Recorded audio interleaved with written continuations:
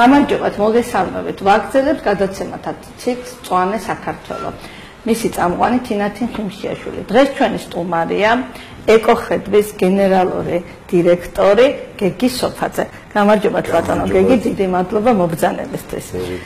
ბატონი გეგი ძალიან საინტერესო საქმიანობითაა დაკავებული. აი სწორედ ჩვენ გვაქვს ბუნების დაცვის ეკოლოგიური კუთხით გადაცემები და ზუსტად ამ კუთხით მუშაობს.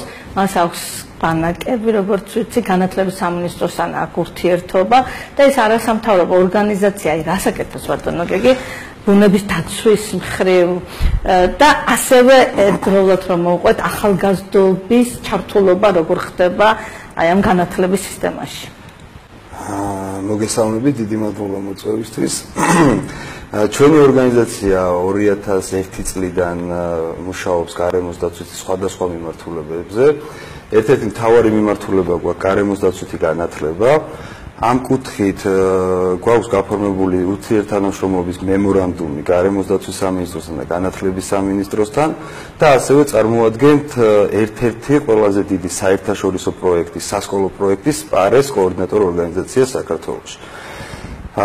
რაც შეეხება ჩვენ მუშაობას, ჩვენი მთავარი მიმართულება არის ბავშვების მოსწავლეების სამოქალაქო აქტივიზმის გაზრდა, ესე რომ ვთქვათ, და სხვადასხვა გარემოს დაცვითი მიმართულებებში უფრო მეტი ინფორმაციის მიწოდება ბავშვებთან. ეს როგორ ხდება? თამაშით თუ დიდები არიან და სწავლა არის ეს სისტემა როგორ არის? ეს არის მთელი რიგი, ესე ვთქვათ, აქტივობებისა. პირველ რიგში ვცდილობთ, რომ საქართველოს სკოლებში, რაც შეება მეც სკოლაში ჩამოვაყალიბოთ ეკოკლუბები. დღესდღეობით 600-ზე მეტ სკოლაში საქართველოში, რა თქმა უნდა, სხვადასხვა რეგიონებში. 600-ზე მეტ სკოლაში გვაქვს ჩამოყალიბებული. რომელ რეგიონი უფრო ძლიერია? აი საინტერესო, აი კახეთი, იმერეთი. იცი როგორ არის, ზოგადად აქტიურობის მხრივ ყველაზე დიდი აქტიურობა გვაქვს მაინც, რა თქმა უნდა, თბილისიდან, დედაქალაქიდან. თუმცა არანაკლები აქტიურობები გვაქვს ყველა იმ რეგიონიდან, სადაც ჩვენ ვართ და ვანხორციელებთ ამ ეკოკლუბების პროექტს. წელს მაგალითად შევედით აჭარაში, მთიან აჭარაში, ხულოს მუნიციპალიტეტში 12 სკოლაში ჩამოვაყალიბეთ ეკოკლუბი. და ეს არ არის ერთჯერადი, რა თქმა უნდა, ჩვენ ამის შემდეგ ჩვენგან ჩამოყალიბებულ ეკოკლუბებს ვეხმარებით განვითარებაში და უშუალოდ ეხმარეთ რას ნიშნავს ეკონომიურად თუ ადამიანის რესურსებს? სხვათა შორის მინდა გითხრათ, რომ არის პროექტები, რომელიც რა თქმა უნდა მცირედად, მაგრამ ფინანსდება ჩვენი ორგანიზაციისგან, მაგალითად თვითონ გვთავაზობენ სხვადასხვა პროექტებს და ჩვენ მერე უფინანსებთ დაუშვათ კონკრეტულად, აი მაგალითად ხეების დარგვის აქციას ეზოებში მაგალითად. აი თქვა სკოლა, რომელიმე სულეთი აჭარის სკოლა, ან თბილისის სკოლა და არის ეკოკლუბი. ამ ეკოკლუბში რა ხდება? ამ ეკოკლუბში არიან ბავშვების რაღაცა გუნდი, ესე რომ ეს არის აქ შეზღუდვა, არა, რა თქმა უნდა, თუმცა ის აქტიური ბავშვები არიან მიახლოებით მე-8 კლასიდან ზევით. უკვე რაღაც განათლება. მაგრამ აი მე ესე ვიცი, რომ მე მაგალითად სკოლაში ავსწავლობდი აი ამ ბუნების დაცვის საკითხებს. ბოტანიკა გქონდა, ჩვენ ბიოლოგია გქონდა, ფიზიკა, ქიმია, აი დაცვის. და ეხლა როგორი მომზადებული ბავშვები ხდებიან ამ შემთხვევაში? ზოგადად ამ კუთხით საბუნებისმეტყველო საგნების კუთხით ხო ჩვენ სკოლებში ისწავლებენ მხოლოდ თეორიული ნაწილი, წიგნებით და გაკვეთილებზე და ასე ანუ რეალური ეკოლოგია არის ესეთი, მაგრამ უფრო მეტად აი კლასგარეში არაფორმალური განათლების არის პროგრამა. არ არის ესეთი. აი ეთით რა მე ვიყავი ესეთ ძალიან 91 წელი გერმანიაში ჩავედი ძალიან დიდ ეკოლოგიურ კონფერენციაზე ვიყავ და ქუჩაში უცებ გაგვაჩერეს ბავშვები გამოვიდნენ საბავშვო ბაღიდან ყველას ჰქონდა ჩამოკიდებული თავის დახატული სურათი და ამ ნახატში იყო ესეთი რაღაცა ბოლი ხაზები გადასმული რომ ჩვენ გვინდა სუფთა ხარი მე-3 კლასი 3 წლის საბავშვო ბაღის ბავშვები მე რომ ვკითხე ძალიან დიდი ჩართულობა პროგრამებში ეკოლოგიური განათლება. ეს 91 წელს 2017 წელია. აი როგორ შეიძლება ჩვენმა საზოგადოებას სწორედ იაზრონოს თუ ეს ამას ვერ ვიტყვით რომ დაუშვათ დღესდღეობის სკოლებში ინფორმაცია არ ვრცელდება აი ამ კუთხით და არ არის პროგრამა რაც შეეხება ნახატებთან დაკავშირებით ხო მინდა აღვნიშნო რომ ეს ამთაგვარი კონკურსებსაც ჩვენც ვაკეთებთ და თემატური კონკურსები არის რის შემდეგაც ბავშვები თქვათ მოგებული ბავშვები ჯილდოვდებიან და ეკობანაკებსაც ესე რომ თქვათ ვაკეთებთ ჩვენ და ამაზეც ვისაუბრებთ მოგვიანებით იმედია და თქვათ სხვადასხვა სახის კონკურსები აი მაგალითად ვიდეო რგოლების კონკურსები, ნახატების კონკურსები, ფოტო ეკოლოგიური კუთხით ხო? რა თქმა უნდა თემატური ხოლმე ეკოლოგიური კუთხით არის ტყეების დაცვაზე, მაგალითად ჰაერის დაბინძურებაზე, ენერგოეფექტურობაზე და ასე შემდეგ. ტყეების დაცვაზე მე-9 კლასის ბავშვს ინფორმაცია საიდან აქვს? ამ ინფორმაციას სკოლებში, რომლებშიც ჩვენ ვმუშაობთ, რა თქმა უნდა ვაწვდით და სხვადასხვა სახელმძღვანელოებები და ძალიან ბევრი რესურსები გვაქვს, ბეჭდური რესურსები გვაქვს, კომიქსები, სახელმძღვანელოები და ასე შემდეგ. რომელსაც უფასოთური კომიქსები, ესე იგი რაღაცა ეს არის არაფორმალური განათლება, კლასგარეშე განათლება, რომელსაც ჩვენ უწყობთ ხელს, რომელსაც ჩვენ ვაძლიერებთ სკოლებში. არა, ხო, ну რა თქმა უნდა, ბავშვისგან უნდა იყოს ეს რა თქმა უნდა თვითონ უნდოდეს და როგორ ვფიქრობთ, აი თქვა სკოლაში შეხვედრით გააკეთეთ ეკო-კლუბი. არჩევითობა, ინტერესი როგორია? არის დიდი ინტერესი, ნამდვილად მინდა ბავშვების მხრიდან თქვა, რომ ძალიან დიდი ინტერესია. ერთ-ერთი მთავარი თემა, რომელიც დგას დღესდღეობით და პოპულარულია ბავშვებში და მოსწავლეებში, ეს არის ნარჩენების მართვა, იმიტომ რომ რეალურად ყველას აწუხებს, ან აწუხება გარემოში, რომ ეს დაბინძურებული გარემო. ისედაც პარკები ბავშვები ბევრი სხვადასხვა ნარჩენი არის და ამ ნარჩენების მართვასთან დაკავშირებით ჩვენ გვაქვს ძალიან დიდი პროგრამა, რომელიც თქვათ არის კომიქსების, ვიდეოების მხრივ და სხვადასხვა პრაქტიკული სამუშაოების მხრივ, მაგალითად თრეშარდს ვეძახით, ანუ უკვე გამოუყენებელი ნარჩენისგან ახალი ნივთების დამზადებას, აი ესეთ მასტერკლასებს ვუტარებ და ძალიან ისეთი საინტერესო და მრავალფეროვანი პროგრამა გვაქვს ნებისმიერი გარემოს დაცვითი კუთხით. ეს არ არის მხოლოდ ნარჩენების მართვა, აქ არის ენერგოეფექტურობა დაუშვათ, აქ არის თვითონ კლიმატის ცვლილება ერთ-ერთი მთავარი დაუშვათ თემა, რაც არის ამ გარემოს დაცვითი კუთხით და ასე ძალიან დიდი საქმე, იმიტომ რომ აი ბავშვს ესე ამბობენ ხოლმე, რომ არის ღრუბელი. რა ინფორმაციას მიცემ შეიწოვს. ანუ თუ ცუდი ინფორმაცია, ცუდი განათლება აქვს, ის ცუდი ხდება, ხო და ძალიან სიკეთეს და კეთილ საქმეს აკეთებს. აი ეკო-ბანაკებზე რომ მოვყვათ, ვიდეო გავხსენე, ჯერ ვანახოთ თუ ჯერ მოყვებით. მოდი ჯერ ვიდეო ვნახოთ და მე უკვე მოვყავით. კარგით.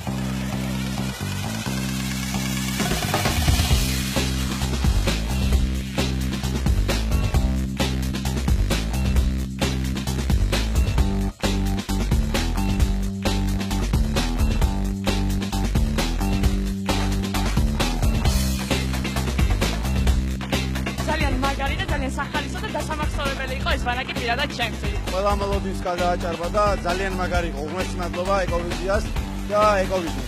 ეს შეიძლება იყოს ჩემთვის საუკეთესო და ეს არის ხო რაღაც ჩვეულებრივი ბანაკი, ეს იყო მართლა საოცარი პერიოდი, სადაც ჩვენ სწავლით გარემოს დაცვის განათლებას. თითოეული ადამიანი, რომელსაც დაუმეგობრდით, ეს ცხოვრება მემახსოვრება და ამ წინიდან არ ამბობ. გავსი პროექტები აუცილებლად უნდა გაგრძელდეს. იდეალური კურამეზე იტყვის ეს არის ეკობანაკი. აი ესე ტიპის ბანაკებს ძალიან დიდი მნიშვნელობა აქვს, იმიტომ რომ ამ დროს უამრავ ბავშვს ძალიან უხარია.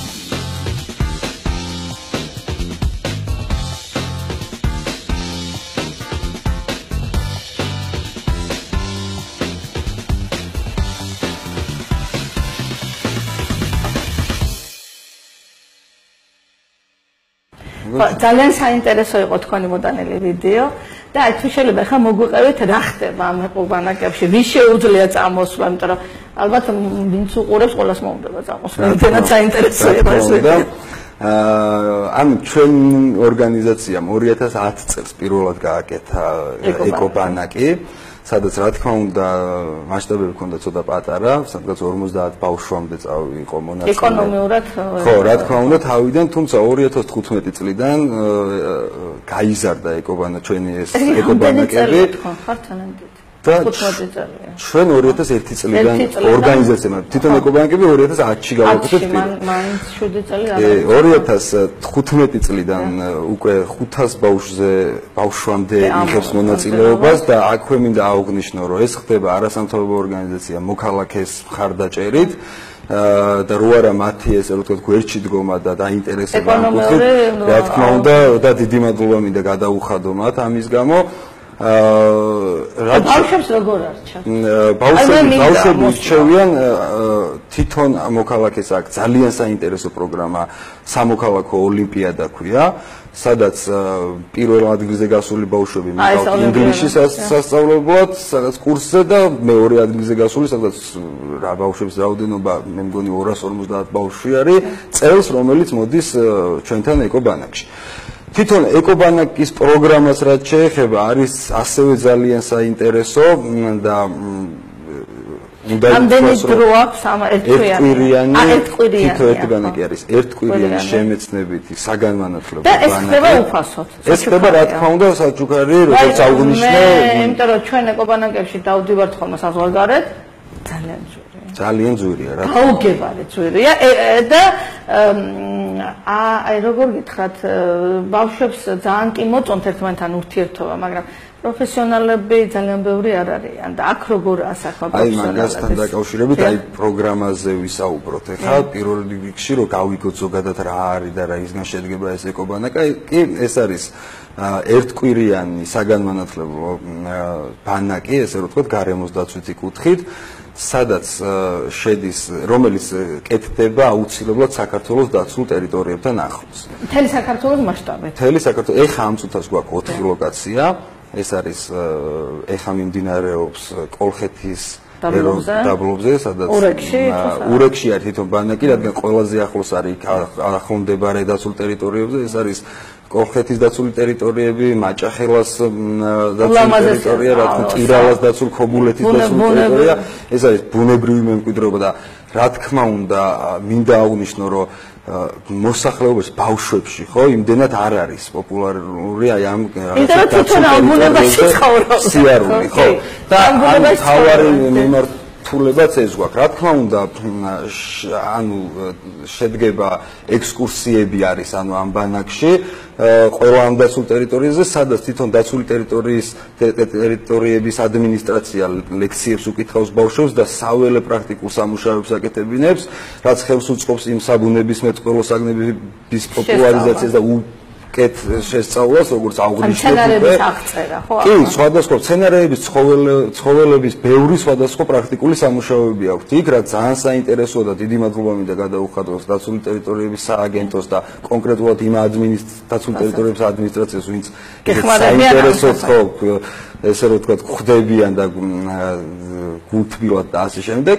ასევე გვაქვს გარემოს დაცვითი პროგრამა, ლექციები, რომელსაც უკვე ჩვენი ორგანიზაციის წარმომადგენლები უტარებენ ტრეინინგებს ბავშვებს. ეს არის კლიმატის ცვლილებაზე, მდგრად ენერგეტიკაზე, ნარჩენების მართვაზე და ასე შემდეგ. სხვა კიდე ბევრი მრავალი თემა გვაქვს და ერთ-ერთი მთავარი თემა არის ის, რომ სპორტულ და ცხოვრების ჯანსაღი წესის დამკვიდრება. ეს ყველაზე ზამთრობთ ბავშვებს. რომ არა, თამაშის გარდა გვაქვს სპორტული აქტივობები, მაგალითად ჯომარდობა ვიდეოში ნახავდით, ველო ტურები და კიდევ ბევრი სხვა და ეს ძალიან კარგია იმისთვის, რომ თუნდაც დროებით მაინც ეს ბავშვები მოუწყვიტოთ ამ ვირტუალურ ელექტრონულ სამყაროს და გამოვიყვანოთ გარეთ, რაღაცნაირად და განსაკუთრებით. მით ხო, რა თქმა უნდა და უცხოელები ხარ? არა, უცხოელები ჯერ არ ყოლია, თუმცა გეგმავთ რომ რაღაცა რეგიონალურ დონეზე. ხო, იმიტომ რომ ძალიან საინტერესოა მათ აი ურთიერთობა. ალბათ, იმათ ისეთ თანხები აქვს, რომ უფასო არც უნდა უფასო, იდეაში ამ კონკრეტულ იმას ხო, აფინანსებს სხვადასხვა დონორები. ხო, ეხლა მაგალითად აღვნიშნე უკვე ეს არასამთავრობო ორგანიზაცია მოქალაქე, რომელიც ამ ბანაკებს აფინანსებს. ამის გარდა აღვნიშნე კიდე ერთ-ერთი დიდი საერთაშორისო სასკოლო პროექტი, ხო? SPARE ქვია ამ პროექტს და ამ პროექტის ფარგლებშიც ცხადდება სხვადასხვა კონკურსები, ნახატების კონკურსები, ვიდეოების კონკურსები, ბევრი სხვადასხვა კონკურსები, რაც გამარჯვებულებსაც მერე თვითონ ეს ორგანიზაცია აფინანსებს და წავიყვანოთ ბანკში. კულტურული ლანდშაფტები არ არის, როგორც ხედავ, იმიტომ რომ ჩვენ ახლა თქვენ რაც მოყავით, სულ ყველაფერი არის ბუნების დაცვა, ტყე, ნარჩენები, ხო? აი კულტურულ ლანდშაფტებში ჯერ ესეთი არც ყოფილა, ალბათ ესეც საჭირო იქნება. რა თქმა უნდა. აი ჩვენ გვაქვს ხო ეს გორდის ბაღი, წინანდალი, მილიონი ბაღი გვაქვს, სადაც შეიძლება აი გავაცნოთ კულტურულ ლანდშაფტებს. ძალიან საინტერესო იქნება, ვფიქრობ, კულტურულ მემკვიდრეობასთან ურთიერთობა ალბათ. კულტურულ მემკვიდრეობასთან დაკავშირებით, მაგალითად ერთ-ერთი ბანაკი გვაქვს მოწყობილი თუშეთში, სადაც მართლა ზღვა რაოდენობით არის კულტურული მემკვიდრეობა და კულტურული თითქმის თუშეთში კულტურული მემკვიდრეობა თალისვანია. კი და ეს თან ერთ-ერთი ისეთი ადგილია, სადაც ბევრი ადამიანის ქართველიც კი ვერ ხვდება მაგ კუთხეში და ჩვენ ყოველწლიურად მიგყავს იქ სადღაც 70-80 ბავშვი და თქვათ გვაქვს იქაც დასვლები, ექსკურსიები და ძალიან საინტერესო პროგრამა გვაქვს იქაც, რა თქმა უნდა. ძალიან დიდ საქმეს აკეთებთ. იმიტომ რომ ბავშვობიდან თუ ეს არ დაინერგა და არ დაინახა ადამიანმა, მე უკვე მას უჭირს ამის საქმე, რომ ეს მიჩოულია, აი როგორც თქვენ სოფელში ხო აი ძალიან კარგი გამოცდილება იმისა, რომ როდესაც ვთავრდება ჩვენ სექტემბერში, რა თქმა უნდა, ვამთავრებთ ამ ბანაკებს, უკვე ამ თვითონ ბავშვები აგრძელებენ შეხვედრებს და ორგანიზებას ექსკურსიების დასულ ტერიტორიებზე, რაც თვითონ ვერ ნახეს, მაგალითად თბილისის დასული ტერიტორია ხო? ერთმანეთთან მერე კავშირია. რა თქმა უნდა და აქვე მინდა ხო აუგნისნო, რომ ჩვენი ბანაკის სრულობის დროს ბავშვები სწავლობენ გუნდურ მუშაობას, რაც არის წარმატებისთვის ერთ-ერთი მთავარი მომენტი და უკვე იქიდან მოაქვთ მეგობრობა, ეს ერთმანეთის მიმართ სიყვარული და რაღაცა დადებითი პოზიტიური. რა თქმა უნდა, სერტიფიკატებს ვაძლევთ, თუ გაიარეს ეს ბანაკი, კურსი შემეცნებითი და ბევრი რაღაცა დაუშვათ არის კიდე იმის, რომ ეს ბავშვები მერე ჩვენს პროექტებში უფრო ადვილად ჩაერთვებიან. აი, რა საინტერესო, თუ გქონიათ აი სოციალური გამოკითხვა, მერე მე-9 კლასელმა გაიარა თქვენი კურსი. 2 წლის მერე ამთავრებს და აბარებს ინსტიტუტში. რამე მას ხარ უჩნდება სურვილი, რომ ბუნების დაცვის მიმართულებით თუ აჯერა ესეთი სოციალური გამოკითხვა ესეთი არ ქონია, მაგრამ გვაქვს შედეგები, როგორც უყურებთ, ხო, ანუ როგორც განვიხილავთ ხოლმე, ეს არის თქვათ Facebook გვერდზე, სადაც ეს აქტივობა გრძელდება ბანაკების შემდეგ და დაუშვათ ამ ბავშვების ემოციები, კომენტარები ისინი იწერება და დაუშვათ შემდეგ უკვე თუ ჩვენს გარეშე ერთმანეთს შევხვდნენ და რამე თქვათ აქტივობას ორგანიზება გაუკეთეს, ამ ყველაფერსაც იქ თვითავე, რაც ძალიან ხშირი არის და ეს არის მანიშნებელი იმისა, რომ დაუშვათ ეს პროექტი წარმატებულად ხორციელდება და მაგიტომაც არის უკვე 5 წელზე მეტია, რაც ეს ბანაკები არის. და როგორც ვიცი, სამინისტრომაც დაიწყო ბანაკების პროგრამა, განათლების სამინისტრომ დაიწყო ბანაკების პროგრამა და ვფიქრობ, რომ ეს არის ერთ-ერთი ყველაზე წარმატებული ხერხი აი ამ ბავშვების რაღაცა უფრო მათი აქტივიზმის და იმის გაზრდის. ეს არის ყველაზე დიდი წარმატებული ხერხი, რომ ჩვენ გქონდეს მწვანე საქართველო. ამ ხერხის გარეშე ჩვენ მწვანე საქართველო არ გვექნება. აი, იმიტომ რომ თუ ადამიანს თავიდანვე არ ჩაუვდე, რომ ეს ქვეყანა შენია, ეს ბუნება შენია, ხო? ამ ბანაკში ხედავს, რომ რა ლამაზი ბუნება ქონია, და როგორ უნდა დაიცვა, გამორიცხულია. ალბათ აი ამ ბანაკების რაოდენობა რო არ ქონდა 20-30 წლის წინათ. აი ამ ურთიერთობები არ ქონდათ ამ ბავშვებს. იმიტომ არის რომ დღეს ძალიან ბევრი ჩვენი ლამაზი ბუნება როგორ თქვა, არჩენებით ავსეა. არ უვლით. აი ყოველდღიურად ხო რაღაცა ჯარიმას გამოიგონებენ აუცილებლად თუ გადააგდე ღირს თქვა ძალიან ძვირი, ხო? და არ უნდა გადააგდო. მაგრამ მას იმდენად მიჩვეული ადამიანი გადაგდებას, რომ შეიძლება გადაეგდოს. ძალათი კი არ ქნას, გადაეგდოს, მაგრამ აი თქვენი ბანაკები, თქვენარი მოძრაობები ბევრი რო იყოს და მე მაინც მიმაჩნია, რომ განათლების სამინისტროში პროგრამები გადასახადია. ხო, არის ეხლა მიმდინარე ბევრი დაუშვათ მუშაობა ამ საკითხზეც, რომ ჩაჯდეს და არა მარტო სკოლა, მაგისტრატურა, ბაკალავრიატი, დოქტორანტურა, იმიტომ რომ მთელ მსოფლიოში ეს მიმართულებებია, ხო? და ამ ევროჩარჩო, კი ეხლა გაკეთდა ეს ჩარჩო პროექტი, გადმოიღეს ევროპაში არის ეს ლანდშაფტის არქიტექტურაც, ამ ბუნების დაცვა, ეს ენერგოეფექტურის ისე, მაგრამ აი რაღაცა შესაძლებელია ხო? შესაძლებელია თავარი რომ მოხდეს პოპულარიზაცია მწვანე არქიტექტურის და უშუალოდ იყოს. მე ვფიქრობ რომ არა მხოლოდ კანონმდებლობის დონეზე, არამედ მე ვფიქრობ რომ უნდა რაღაცნაირად მოხდეს აი ამ კუთხით თუნდაც იმ დეველოპერების, თუნდაც იმ ადამიანების, ვინც აი ამაში წვრილი აქვს და აშენებს თუ აკეთებს, ხო, წამახალისებელი პროგრამები და უშუალოდ რაღაცა ამ ბიზნესისთვისაც ესე რომ ვთქვა. ეხლა მე როგორც ვიცი, მწვანე ანუ არის ესეთი კანონი, რომ ვისაც შემოყავს ეს ელექტრომანქანები, ხო, საბავშვო გადასახადს არ გადაახდენ. აი ამდაგვარი წამახალისებელი პროგრამები მე როგორც ვიცი, ეხლა არის ლაპარაკი, მე მგონი დაამტკიცებენ ძალიან მალე და მაგალითად პარიზში ზედა სართულს რო იღებ ოფისად, ხო? შენ თუ ეს გამწვანება ძვირადას, ხო? საზყიდელია რაღაცა მიწარო შეიტანო, მიწას პირდაპირ ვერ დაყრე. პირდაპირ გამოგევნებულია ეს მწვანე სახურავი. ამ მწვანე სახურავის გაკეთება შენახვა ძალიან დიდი ფული უნდა. კანონია ზედა სართულში ვინც აკეთებს მწვანე სახურავს შეღავათებია ელექტროენერგიას არის საქართველოსში უბრალოდ თბილისში მერიას აქვს უკვე აქვს ეს კანონი მწვანე სახურავს თუ აკეთებს სამშენებლო კოეფიციენტია მე ვერ ვარ ვთქვა რა კოეფიციენტი ეს ეძახიან რომ მოშენების კოეფიციენტს თუ იმ შემთხვევაში თუ აკეთებ მწვანე სახურავს აი ამ მოშენების კოეფიციენტს რაღაც რაოდენობას გჩუქნიან ანუ და ესე ძალიან სიმაღლიანობას გჩუქნიან ხო არა მე სხვა რაღაცას კაი მაჩუქეს ავწიე ანუ უფრო მომგებიანი რო გახდეს და უშოთ იმ შენებელისთვის სახურავი გამშენებელმა გააკეთა თქვა ჩადო 50000 და მწვანე გაყიდა მწვანე სახურავი მაგრამ იმ მწვანე სახურავს მოვლა ხო უნდა ხო რა თქმა უნდა და ამიტომ წარმოიდგინეთ რომ ამერიკაშიც არის შეღავათები ანუ ამერიკის ნიუ-იორკში სულ მწვანე სახურავებია ზედა სართული არ იხდის ფულს ანუ მე აი კანონმდებლობაში ეს ერთი უნდა შევცვალო მაგრამ მოდი მაინც თქვენ მაინც ბავშვებთან ხართ დამუშავარე აი რა შეცვლიდეთ ჩვენ ბევრადაც შევცვლით. ზუსტად ამიტომ გვაქვს მიმართულება ბავშვებზე და აქცენტი აგებული. ჩვენ შევცვალოთ მენტალიტეტი. ჩვენ არ ვმუშაობთ უკვე დაუშვათ იმ ხალხთან, რომელსაც როგორც ახსენეთ, ჩვევა და იმ ნარჩენის გადაგდება არ უნდა, მაგრამ გადაეგდოს, პირდაპირ ვიწყებთ იმ ბავშვებთან და მინდა აღვნიშნოთ, აი ეს დავიმახსოვროთ, ეხლა რეკლამის დროა, რეკლამაზე გავალთ და მე დავიწყოთ ისევ რა შევცვლით.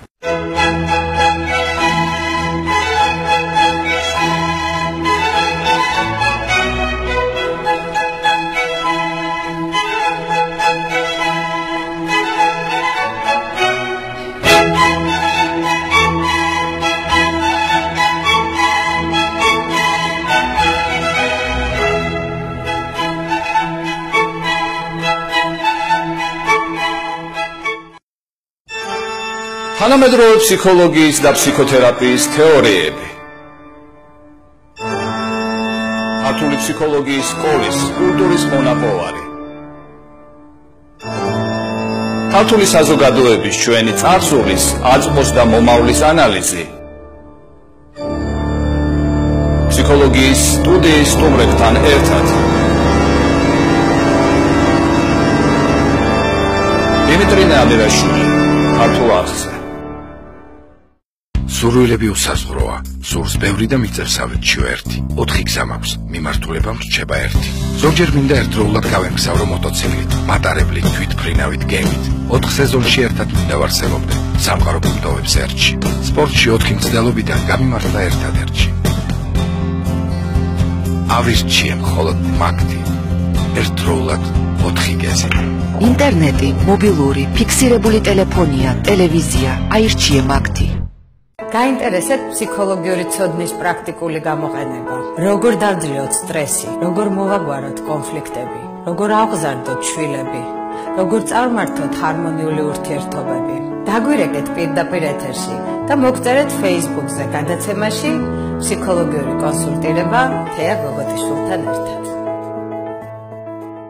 სილქნეტის უპრეცედენტო შეთავაზება. გახდით სილქნეტის აბონენტი ქუთაისში, ბათუმში, ფოთში, რუსთავში, გორში, ხაშურში, ზესტაფონში და ზუგდიდში. ჩაერთეთ დღესვე და მხოლოდ 23 ლარად მიიღე ოპტიკური ინტერნეტი 20 მეგაბიტი წამში და სილქ-ტივის პაკეტი 130 არხამდე. გადახვევა დაპაუზების ფუნქციით და უფასო ინსტალაციით. აქციის სარგებლობის ვადა 2 წელი. დარეკეთ ახლავე. სილქნეტი 2-100-100.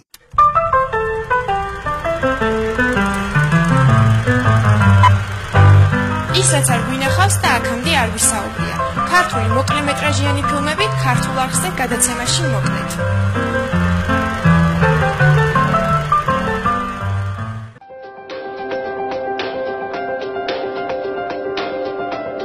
ისწავლეთ გერმანიის ყველაზე დიდ ენის აკადემიაში. შეარჩიეთ თქვენთვის ყველაზე ხელსაყრელი პერიოდი და პირობები. განსაზღვრეთ თქვენთვის სასურველი სწავლის ხანგრძლივობა. აირჩიეთ ენა, გერმანული, ინგლისური, ესპანური, ფრანგული და სხვა. მიიღეთ სერტიფიკატი. ენის აკადემია ფუნქციონირებს ბერლინსა და ჰაიდელბერგში და 18 სხვადასხვა უცხო ენის შესწავლას გთავაზობთ. დაგვიკავშირეთ 551-73-30.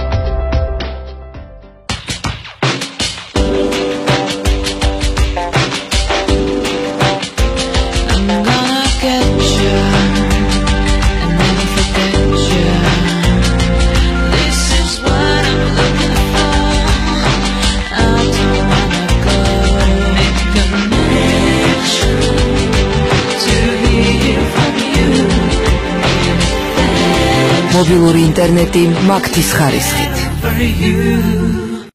სამყარო რეალურია და ჩვენ მას გზნობის ორგანოებით აღვიქვებთ. მაგრამ ამავე დროს ჩვენ ვიცით ისიც, რომ სამყარო წარმავალია და ის ყველაფერი, რაც ჩვენ ასე გვხიბლავს და გვაინტერესებს, ერთ დღესაც დამთავრდება თითოეული ჩვენთაგანისათვის და მთლიანად საზოგადოებისათვის. სამწუხაროდ ხდება ისე, რომ აი ამ რეალობას, რომელიც ჩვენი გზნობის საშუალებით არის აღქმული და ჩვენი ინტელექტით, ტვინით შემეცნებული, ვერ უპირისპირებთ მხოლოდ ინტელექტუალურ, მხოლოდ ცოდნისეულ სარწმუნოებას. ქრისტიანობა ეს არის ობიექტური ჭეშმარიტების, ჩვენთვის გამოცხადებული ობიექტური ჭეშმარიტების სუბიექტური აღქმა. ჩვენ ვაკეთებთ გადაცემების ციკლს ქრისტიანობა დღეს და ვცდილობთ, რომ 21 საუკუნის ადამიანისათვის უფრო მეტად გასაგები გავხადოთ, თუ რას ნიშნავს ქრისტიანობა. ჩვენი გადაცემების ციკლი სწორედ ამას ემსახურება.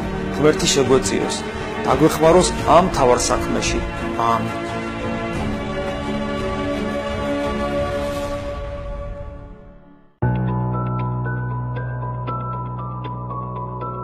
რატომ გაჩნდა ერთგვარი უნდობლობა მეცნიერებასა და რელიგიას შორის? რა ონტოლოგიური საფუძვლები შეიძლება გააჩნდეს აი ამ ოფსკრულს, რომელიც დღეს იხილება ზოგადად მეცნიერებასა და რელიგიას შორის? ჩვენ ვეძებთ იმ ზღვარს, რომელიც ერთის მხრივ თეოლოგიას გამოყოფს მეცნიერებისაგან და მეორეს მხრივ ეს არის ზღვარი, რომელიც მეცნიერებასა და რელიგიას ერთმანეთის მეზობლებად ხვდებს. თეოლოგია შეიმეცნებს ღმერთს, ხოლო მეცნიერება შეიმეცნებს ღვთის მიერ შექმნილ სამყაროს. გადაცემათა ციკლში ჩვენ ვეძებთ სწორ ურთიერთობას მეცნიერებასა და რელიგიას შორის.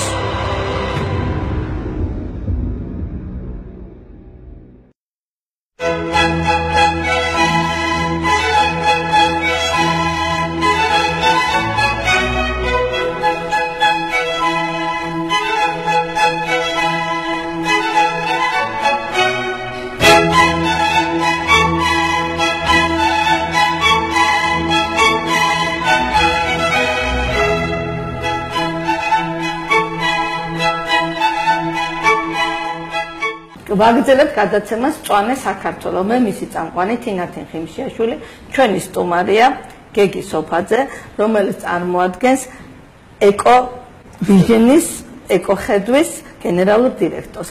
გეგი, აი ხა ჩვენ ბავშვებზე ვლაპარაკობდით, განმოგძოთ ლაპარაკი, ოღონდ ცოტა კიდე სხვა კუთხითაც გითხავთ. მე ვიცი, რომ თქვენ დიდი ხანია პროგრამა გაქვთ ეკოვიჟენ, ესეთი გადაცემა, რომელსაც ყველა ბავშვი უყურებს, ყველა ბავშვი ჩართულია და ბავშვებთან ერთად ბებიები, ბაბუები, დედები, მამები. აი ამაზეც რომ აი რა გააკეთა ამ გადაცემამ, ჩვენ კი ვიცით რა გააკეთა მოსახლეობა, მაგრამ აი თქვენი რეზიუმე როგორ უნდა გაგრძელდეს, როგორ ხედავთ ამ თქვენ პროგრამებს, რასაც თქვენ აკეთებთ, თუ შეიძლება პროგრამებზე როგორ ლაპარაკოთ?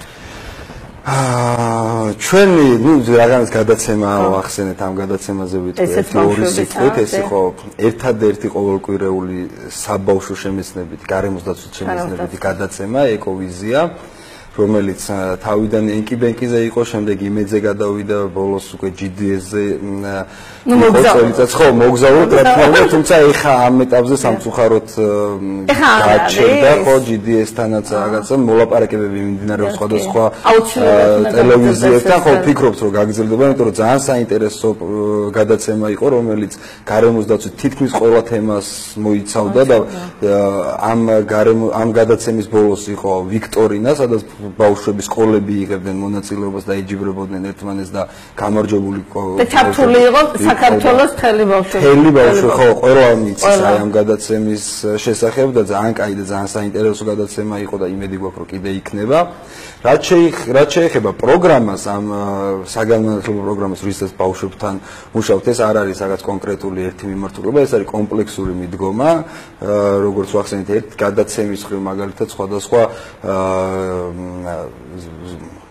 მასალების და უშუალოდ ხო კომიქსების და იმის მხრივ თქვა პრაქტიკული სამუშაოების შეხვედრებით, აქციებით და ასე შემდეგ. და ერთ-ერთი მამოძრავებელი ძალა აი ამ პროგრამის არის სკოლაში ჩამოყალიბებული ეკოკლუბის, რომელიც არ არის მხოლოდ და მხოლოდ იმ ბავშვების, ვინ ჩამოაყალიბეს, იმიტომ რომ როდესაც ისინი ამთავრებენ სკოლას, რა თქმა უნდა, ეს ეკოკლუბი რჩება მომავალ კლასებს, ესე რომ ვთქვა და სულ უფრო და უფრო აქტიურობენ და ჩვენი მხრიდანაც აი ამ ეკოკლუბის გაძლიერების პროგრამა, როგორც აღნიშნე, უკვე გვაქვს და აქტიურად ვართ ამაში ჩართული. ეხლა მინდა აღვნიშნო აქვე რომ თვითონ ბავშვები არიან ის თქვათ საზოგადოება, რომელიც მენტალობის და იმ ჩვევების ჩამოყალიბება არის ძალიან ადვილი და დაუშვათ როცა იყო საუბარი ჩვენ რომ დავიწყეთ მუშაობა ნარჩენების მართვაზე მაგალითად და იყო საუბარი რომ ნარჩენი უნდა ჩავაგდოთ ნაგვის ყუთში აი ამ დონეზე მუშაობდით ბავშვებთან დღესდღეობით უკვე შედეგი გვაქვს ის რომ უკვე ბავშვებისგან მოდის ის რომ აი ვიცით რომ ევროპაში არის რაღაცა გადახარისხება ნარჩენის და ჩვენთან რატო არ არის და ანუ რეალურად შედეგს რაღაც დონეზე შედეგებს ვაღწევთ ხო? არა ბავშვები არ ყრიან არაფერს აი რომ გაივლი თქვათ ქუჩაში სადაც კამეა უფრო დიდები. აი ლუცდალებენ და აგდებენ. ბავშვები პირიქით უმთხილდებიან უკვე ეს ძალიან დიდი. ეს არის ყველაზე დიდი შედეგი. ხო რომ ანუ ბავშვებისთვის ეს იყოს მიუღებელი საქციელი. ყველაფერი რაც ეხება თქვა გარემოს დაცვის, აი უყაირათო და უშუალოდ ბუნებრივი რესურსების უყაირათო მოხმარება იქნება ეს თუ ნარჩენების არასწორი მართვა თუ ნაგვის დაბინძურება ასე შემდეგ, ხო? ის პიროვნება ვინც აი ამ წესებს არიცავს, ხო, ბავშვებისთვის ანუ უკვე ასე თუ ისე არის მიუღებელი და დაუშვათ იმ არავის არ ცხვენია ესე ვთქვათ ნარჩენის ძის დაგდება ამ ბავშვს. ძალიან ბევრი ყვავილებია, ხო, ბაღებში რომ დავდივარ ყვავილებია. წინათი ამ ყვავილებს წვეტავდნენ. ეხლა აი 1-2 წლის ბავშვი ფეხს რო იდგავს, ისიც კი აღარ წვეტავს. ანუ შედეგი ნამდვილად კი არის, ვფიქრობთ რომ ეს შედეგი არის ჩვენი და ჩვენნაირი ორგანიზაციების ესე ვთქვათ დაუღალავი შრომის. არა, ეს ძალიან დიდი შრომა, ეს პატარა შრომა არა. კი, ნამდვილად თან მithumetes ბავშვებთან მუშაობა რამდენადაც სასიამოვნოა, იმდენადაც რა თქმა უნდა დიდ ენერგიას მოიწვევს. ძალიან დიდ ენერგიას, იმიტომ რომ ბავშვი თვალი გაურბის კიდე ცუდისკენაც. და შენ უნდა გადმოქარჩო აქეთ. და ძალიან გამოცდილი და პროფესიონალური ტრენერები და ლიდერები ყავს ჩვენ, რა თქმა უნდა. ეს ტრენერები ახალგაზრდები არიან? ახალგაზრდები არიან, ენერგიულები, ახალგაზრდა მონდომები და რაც თავარია უყვართ თავიანთი საქმე და უნდათ რომ ესაკეთონ და მაგიტომაც აკეთებენ და მაგიტო არიან ძალიან ბევრი მოხალისე მუშაობს ჩვენ ორგანიზაციაში, სკოლებიდან და უშუალოდ უფროს კლასელები უნივერსიტეტებიდან და ასე შემდეგ, რომლებიც გვეხმარებიან და დიდი მადლობა მინდა გადავუხადო მათ აუცილებლად და ვფიქრობ რომ საბოლოოდ მაინც ხო რა თქმა უნდა თუ სახელმწიფო არ დაგვეხმარა თუ კანონმდებლობა და უშუალოდ არ დაიხვეწა იმ დონეზე ხო მე ჩვენ ვერაფერს ვერ მივაღწევთ მაგრამ მინდა მოუწოდო თქვა და ვისაგებლო თქვენი ეთერით და ბავშვებს რომ მათი ჩართულობის გარეშე მათი მონდომების გარეშე ჩვენ ვერ შევცვლით ვერაფერს და დაუშვათ რასაც დღეს ვაკეთებთ შეიძლება ფუჭი აღმოჩნდეს ბოლოს თუ თქვენგან არ იქნება ბავშვები არ იქნება მონდომება და ჩართულები იქნებიან და ხო აი ცოტა კომპიუტერული ეს პრობლემები ანუ აი ქალაქში უფრო კომპიუტერთან ამიჯაჭული ბავშვი ვიდრე გარეთ ხო გარეთ რამენაირად უნდა გამოვიყვანოთ ბუნება ვანახოთ მაგრამ ბუნება რო არ გვაქვს გარეთ თბილისში თბილისში ხო მაგრამ მინდა აღვნიშნო რომ თბილისთან ძალიან ახლოს არის ბევრი ისეთი ადგილი რომელიც ანახავი არის მე მაგალითად შემილია ყველას ურჩიო რომ თბილისის ბოტანიკურ ბაღში ყოველდღე შეუულია იარი და არის მე მინახავს ეკობანაკი შაბათ-კვირას ხოლმე ბავშვები მიდიან და ხო ექსკურსიები გაკეთდება რა თქმა უნდა იქ მე როგორც ვიცი იდეა იყო რომ საგანმანათლებლო ცენტრიც უნდათ გაეკეთებინა არ არის ეს ერთხელ ვნახე ბავშვები რაღაცას თამაშობენ მე ვიცი რომ აპირებდნენ ზუსტად არ ვიცი დღესდღეობით ფუნქციონირებს თუ არა მაგრამ სასახლიდან იყვნენ ბავშვთა სასახლიდან პირველ სასახლიდან ხო იქიდან იყო მასწავლებელი და ვკითხე კიდევ ცოტა რომ მომეწონა რაღაცას ათამაშებდა ბოტანიკურ ბაღში და იქიდან გვაქვს ეკობანაკიო და აქ მომდივართო და ბოტანიკურ ბაღში ჩვენ გვაქვს ძალიან ბევრი მცენარე რომლის ნახვა შეიძლება კი და აქვე არის თბილისის დაცული ტერიტორიაც რომელიც არის ალბათ უნიკალური ეკოსისტემები და ბიომრავალფეროვნება შეიძლება ინახოს იქ და აი ამ ყველაფრის პოპულარიზაცია საჭირო რომ უბრალოდ ბავშვმა იცოდეს სად შეიძლება წავიდეს რა მაინტერესებს აი გეგმა ხო გენერალური გეგმა 2030 წლისთვის მეც ერთ-ერთი ავტორი ვარ მისი ჩვენ აი ეს იდეა არ შემოგიგვითავა არ გაგვიკეთებია აი ალბათ თქვენი ჩართულობა საჭირო იქნებოდა რომ აი ეს დაცული ტერიტორიები ამ ბავშვებისთვის თბილისში როგორი კუთხით უნდა ყოფილიყო კი რა თქმა უნდა ჩვენ ჩართულები ვართ დაუშვათ სხვადასხვა აი ესეთ დაცულ ტერიტორიებზე ბილიკების შემუშავებაში დაუშვათ და მე ვფიქრობ რომ ზოგადად ნებისმიერ თემაში მესამე სექტორის ანუ სჭირდებათ ხო აი იცით უკვე რა გჭირდება ხო რა თქმა უნდა მე არქიტექტორი ვარ მე არ ვიცი სად კი ვიცი რომ ეს დაცული ტერიტორია და აქ ბუნებრივი ლანდშაფტი უნდა განვახორციელო მაგრამ ბავშვი რომ მოდის ბანაკში რა პროგრამით მოდის არ ვიცი.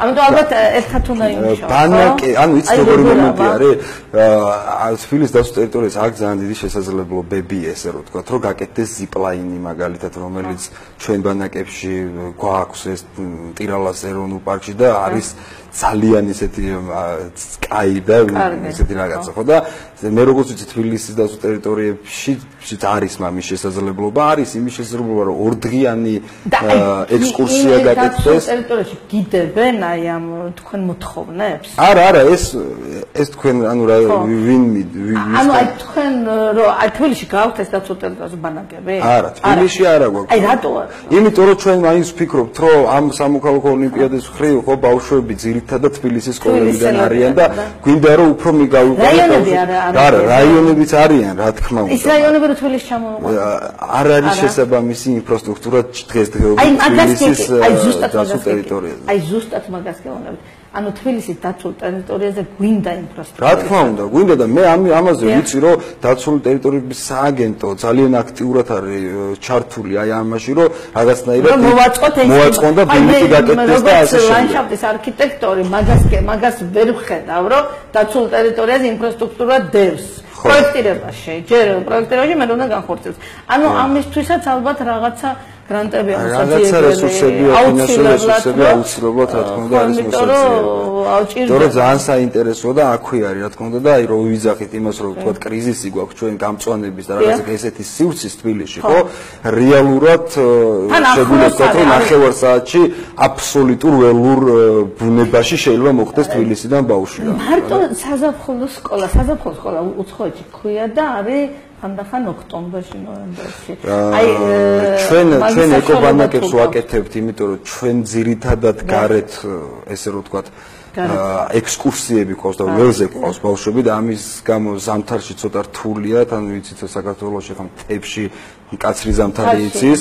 რაც შეეხება ოქტომბერში და დაუშვათ სექტემბერში და ესეთ თვეებში, ხო, უბრალოდ სკოლის პროცესი არის და ნუ ამას ხელს ჩვენ ვერ შევუშლით, ანუ სკოლის სანამ არ დადეგები არ ექნებათ ბავშვებს ჩვენ ვერ წავიყვანთ ანუ ბანაკში. აი ზუსტად მაგას ვეძახით, სკოლის განათლების სამინისტროს პროგრამაში უცხოეთში დევს აი ეს ერთ-ერთი საგანი და უნდა გაიყვანონ ბანაკში. ეს ხოჭო საბჭოთა კავშირის დროს იყო რომ ჩვენ რაღაცა ამაზე ვახსენე კიდევაც რომ საბუნებისმეტყველო საგნები ძალიან სუსტი იქნება თუ არ ექნება პრაქტიკული საველე სამუშაოები ანუ და რა თქმა უნდა აი ამ კუთხით ხო სკოლებში ცოტა ესე ვთქვათ ანუ აკალია ხო აი ამ ექსკურსიების საველე სამუშაოების და ჩვენი მხრივ ფიქრობთ და ვცდილობთ რომ ზუსტად აი ეს რაც აკალია ავავსოთ და უშოთ იმ სასწავლო პროცესში და ჩვენ ბანაკებში უკვე ანუ რასაც ისინი წიგნებით სწავლობენ საკლასო ოთახებში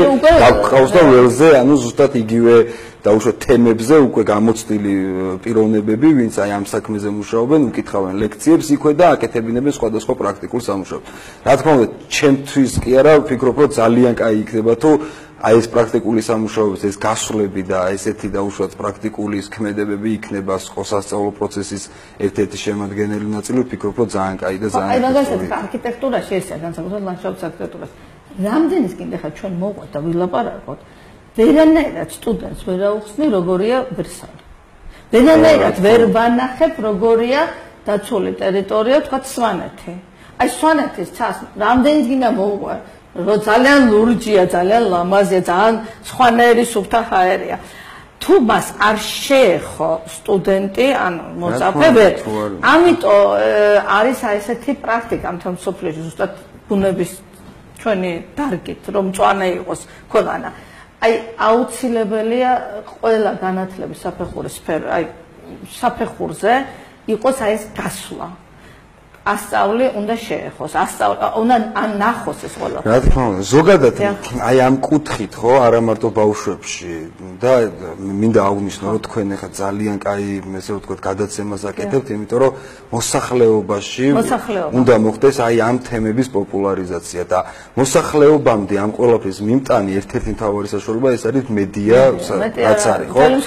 ჩვენ მქონდა პროექტი ზუსტად აი ამ კუთხით კლიმატის ცვლილებასთან დაკავშირებით ესეთი ლოზუნგი იყო რომ კლიმატი იცვლება და შეცვალე მიდგომები და ჟურნალისტებისთვის ჩავატარეთ კონკურსი სიუჟეტების რომელიც იქნებოდა თქვათ მიახლოებული კლიმატის ცვლილებასთან დაკავშირებით მანამდე სანამ ეს კონკურსი გამოცხადდებოდა ხო ჩვენ მონაწილეებზე გამოაცხადეთ ესე ვთქვათ ხო ვაკანსია ნუ და სადღაც 30-ზე მეტი ჟურნალისტი ეს იყო ტელევიზიიდან თქვათ ბეჭდური მედიიდან ინტერნეტ მედიიდან ყველა მედიის წარმომადგენლები და ორდღიან ტრეინინგზე წავიყვანეთ კახეთში ჩატარდა ეს ტრეინინგები და ზოგადად რა თქმა უნდა დეტალურად ვერ მაგრამ ზოგადად აუხსენით თუ რატო არის ეს კლიმატის ცვლილება რომ რამდენად ერთმანეთთან არის დაკავშირებული კლიმატის ცვლილება და ჯანმრთელობა და ასე შემდეგ ხო და ამის შემდეგ უკვე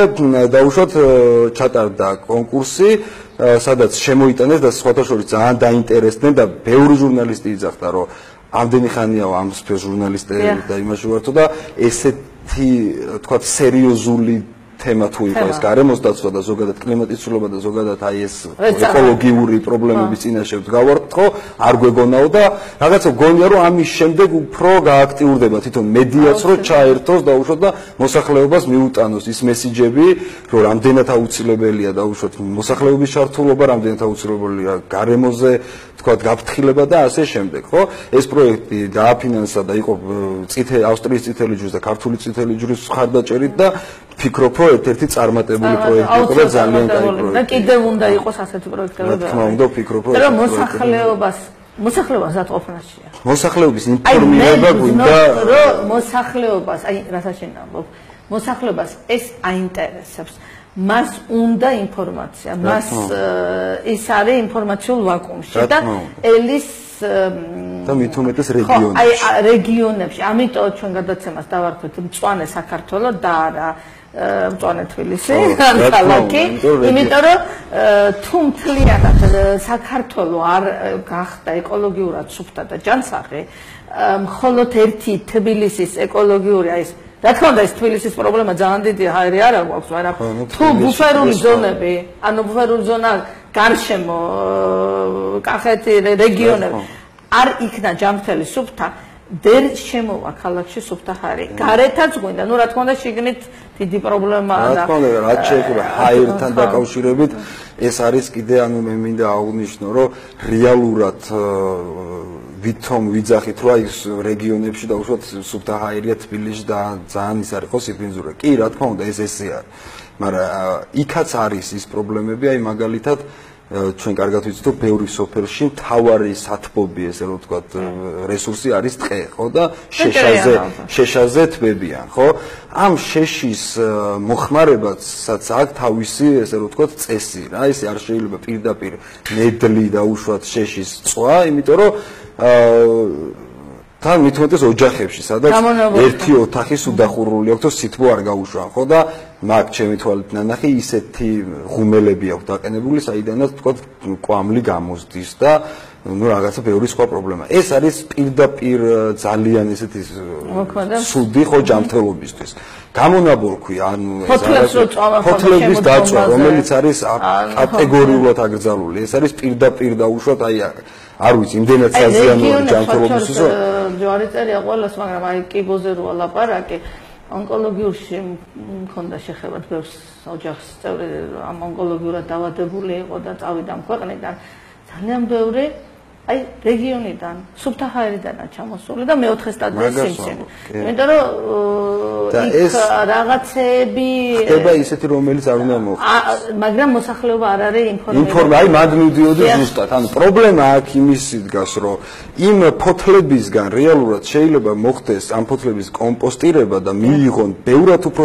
მეტი სარგებელი ვიდრე ის დაწვან და მოიწამოთ ანუ უბრალოდ ამის შესახებ ინფორმაცია არ არსებობს იქ.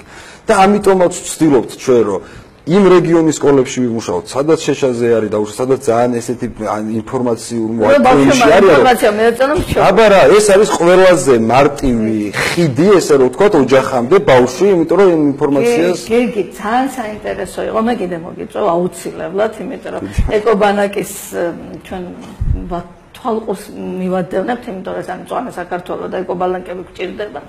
და აი და აი რა მაინტერესებს აი მოდი ხა ჯამად ერთი სიტყვა თქვი რას უსურვებ საქართველოს რომ გამწვანდეს საქართველოს უსურვებ მართლა ჩემი თავარი გულის ტკივილი რაც არის ეს არის რომ ქვეყანას რომელსაც აქვს ძალიან დიდი პერსპექტივა და შესაძლებლობა რომ პოტენციალი იმისი რომ იყოს აბსოლუტურად ეკოლოგიურად სუფთა ქვეყნების ნომერი პირველი აი სიაში ხო ვფიქრობ რომ აი მოსახლეობის დახმარებით ჩვენი აი ესეთი თქვა დაინტერესების და მუშაობის დახმარებით შევძლებთ და მივახცევთ იმას რომ საქართველო იქნება სამაგალითო ქვეყანა აი ამ სიაში რასაც ქვია ეკოლოგიურად სუფთა ქვეყნა. ეს არის დალოცვა. დიდი მადლობა გიგი. ეს იყო მწვანე საქართველო ყოველ ხუთშაბათს გვიყურეთ 9-დან 10 საათამდე. წმისი წამყვანი თინათინ ხიმშიაშვილი.